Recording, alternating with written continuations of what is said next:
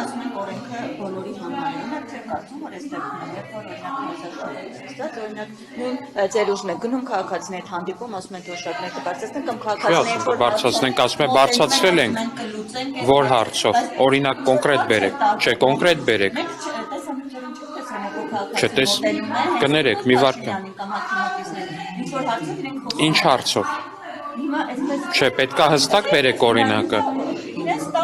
Չէ, իրանց տան հարցովն էլ է, մի վարքան, կներեք, ստեղ հարցը հետևյալն է որպես այդպիսին։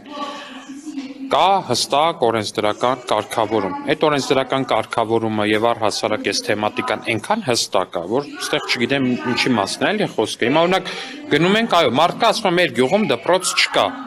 Մենք տեսնում ենք, որ օրինակ մեր կառավարության ծրագրով նախատեսվում է այդ գյուղում կառուցել դպրոց, ու մենք ասում ենք կլուծենք այդ հարցը։ Այստեղ խնդիր չկա։ Հիմա իրանք էլ հազար ու մի բան են խոստանում, որտեղ քաղաքական ուժերը նախընտրական ծրագիր են ներկայացնում ու դա նորմալ է։ Բայց ուրիշ բան է, որ դուք գաք ինձ ասեք, գիտեք ինչ, ես ուսման վարձի փող չունեմ, ես ասեմ կլուծենք այդ հարցը։ Այ դա արդեն նախընտրական բարեգործության խոստում է, որ օրենքով արգելված է, ինձ դրա համար պետքա դատեն, եթե ես նմանատիպ արտահայտություն ունեմ։ Պարոն Ալեքսանյան, իշխան Սաղաթելյանը հայտարարել է եւ կոչով դիմել է ընդդիմադիր մյուս բոլոր գործընկերներին անկախ բոլոր դիրքորոշումներից հանրահավաքի մասնակցել։ Ըստ ձեզ այս հանրահավաքը ինչ ասելիք ունի։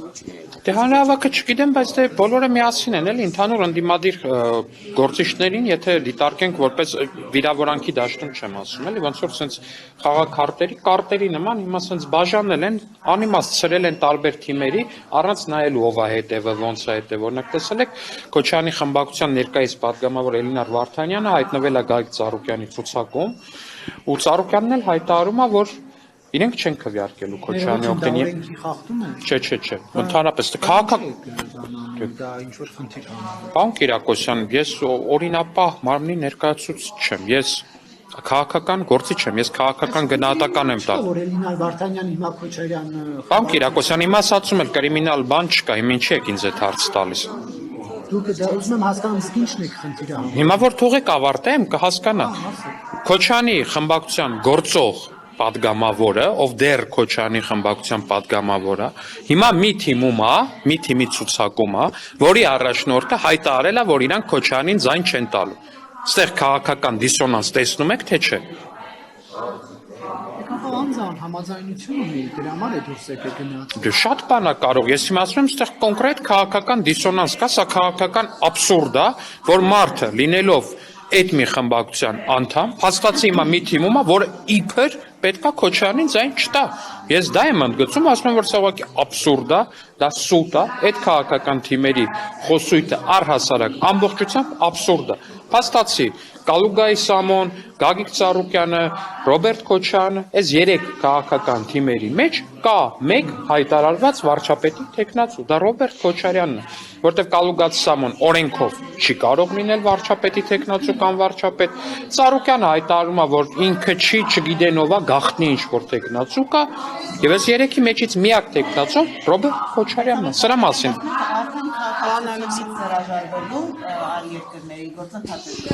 Ինչ